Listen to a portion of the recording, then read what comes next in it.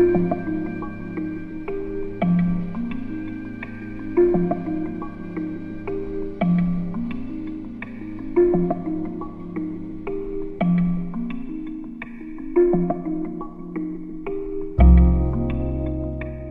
name is Trisha Rose, and I'm a professor at Brown University. Visiting Youth in Action and seeing what you do just completely interrupts that whole national set of images about young people that's so devastating.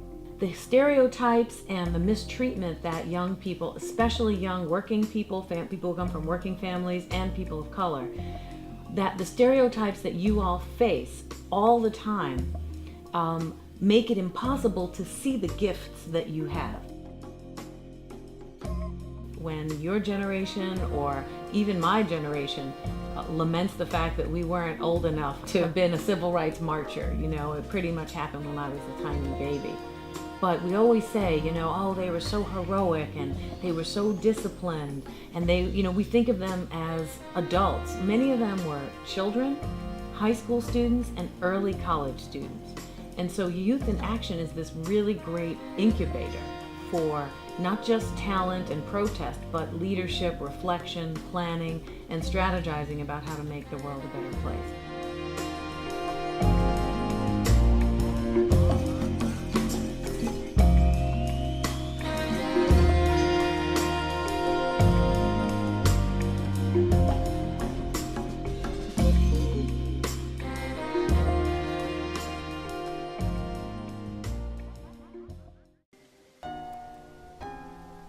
We've been working on this documentary for a few months now, and it's been so much fun.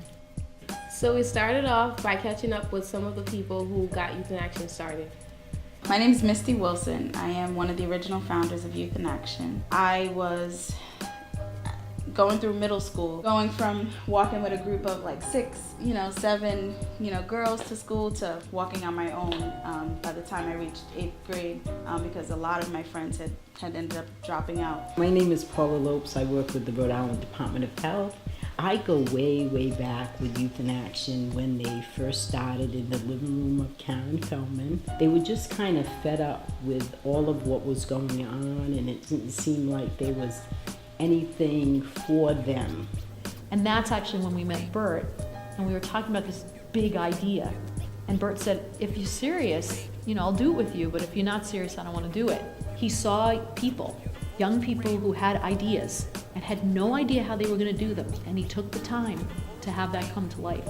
Youth in Action's first real home was A.S. Sutorni. We moved them into a small office at A.S. Sutorni and offered them some counsel and support. We offered them our fiscal agency. I remember having conversations with Karen whether you could actually have a board that was predominantly youth. The board of directors, for example, being a youth-dominated board of directors, I think that was a really bold step. And having worked in a lot of other nonprofits, it's not something I've seen anyone else do.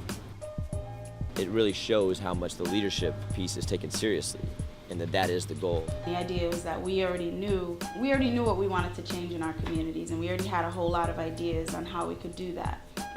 But at that time, young people's voices weren't really being heard as much. Oftentimes, we were kind of puppets in other people's organizations and programs. But we had our own agency. Yeah Team, Youth Educating About Health, has worked closely with the Department of Health in the past about comprehensive sex education, and our main purpose is to promote healthy communities overall. Before my life at the health department, I was running a peer education program. So I subcontracted to Youth in Action, and that's how they got their feet wet with doing peer education and youth, talking to other youth about staying healthy. And that was back in the day when HIV and AIDS was really running rampant. My name is Elizabeth Burke Bryant. I'm Executive Director of Rhode Island Kids Count. From the earliest days of our legislative advocacy, we were very, very excited to be able to work with Youth in Action so that we would be informed by an authentic and real youth voice, because who better to inform us about the policies that work to improve their lives than the youth themselves. This year, we spoke on a panel at Roger Williams University about urban youth development and social justice. We're working with schools, university teacher training programs, and other youth organizations to make every classroom, after-school program, and institution serving youth become more youth-driven, making Providence a better place for all of us. We've used media and technology to communicate with a larger audience about social justice issues. The name of our media team here at Youth in Action is Next Generation Media. Here are some clips of works we've done in the past.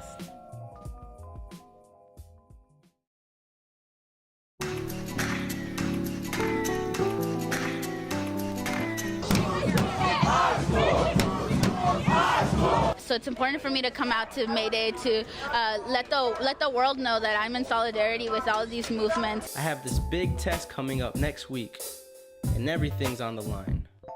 Everything.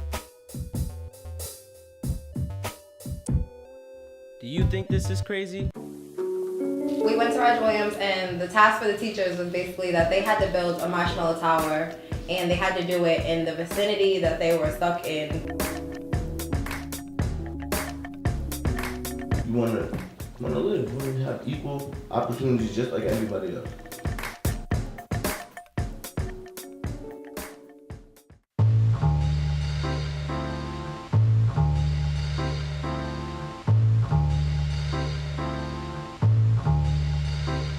There's plenty of people that came in as a participant in a program, then became a co-coordinator, then have come back and are helping to lead the program as staff people.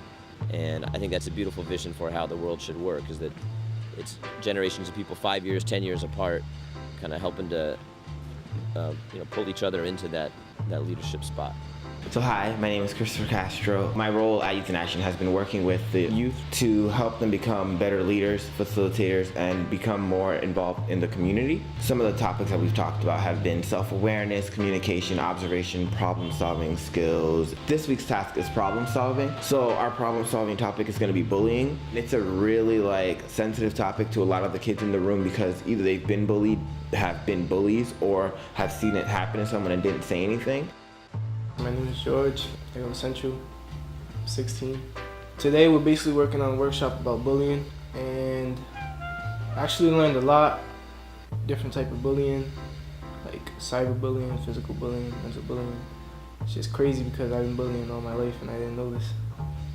Without me knowing that I'm bullying someone, I think I'm gonna stop that basically because I don't like bullying, I don't encourage bullying, it's just mean. Everyone's been laughing and joking, but we're trying to start getting into a bit of more serious topics so that they can start leading themselves up to teaching this stuff. When you teach something, you gain that information. You're the one who knows that information the best.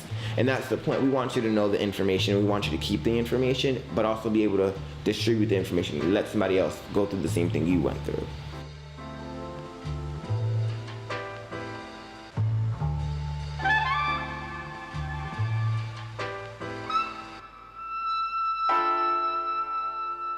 So my name is Susan Anderson.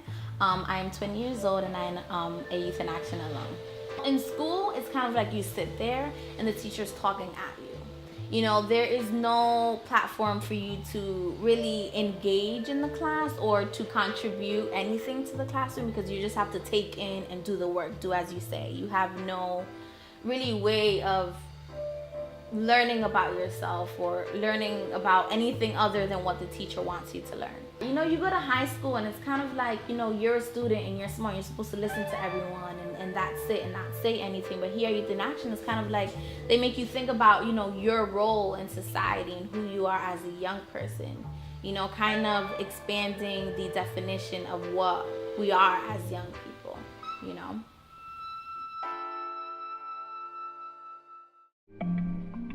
The purpose of the private school system should be to create an insatiable appetite for learning. What's compensating for that is the incredible after-school program that's going on in the city. The unfortunate part of it is that we're only touching, you know, a fraction of the population of young people that deserve these opportunities. And I think what was always amazing about Youth in Action is the way that it's always asked a whole lot of the young people who step in those doors. It's saying, bring your story, bring your personality, bring the things you're dealing with and struggling with, but you're going to be asked to contribute. You're going to be asked to contribute and become a leader in your community in very real ways.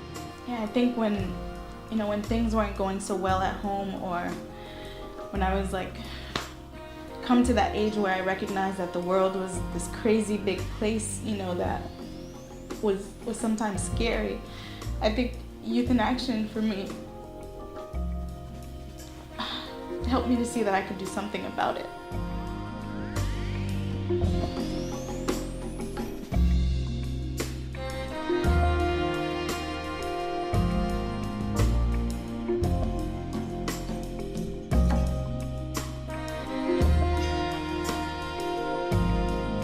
One of the big problems with our national conversation is a kind of anti-community activist public platform, when all communities need resources to help themselves. It's not just that, people are looking for handouts or entitlements, but that funding grassroots organizations is the only way to really fund the social glue that makes democracy work. I want everyone to know how we feel when we walk into Youth in Action every day. We walk into Youth in Action feeling like we're doing something greater than just us being here. We're doing something for the actual community. And for those of you who contributed to making us feel like that, thank you. I'm very grateful to have helped to start Youth in Action and just have been part of that, part of its birth. We need more places like this in the world. I wish school felt like what Youth in Action felt like. Support this organization and keep them going. That's what you need to do. I think it's really critically important work, and it's great that we have it in our city. I definitely want to say thank you to anybody who has donated in the past, and thank you to everyone who's been a part of Youth in Action. And hopefully we can last for another 15 years. We really need it. I was about to say bug out.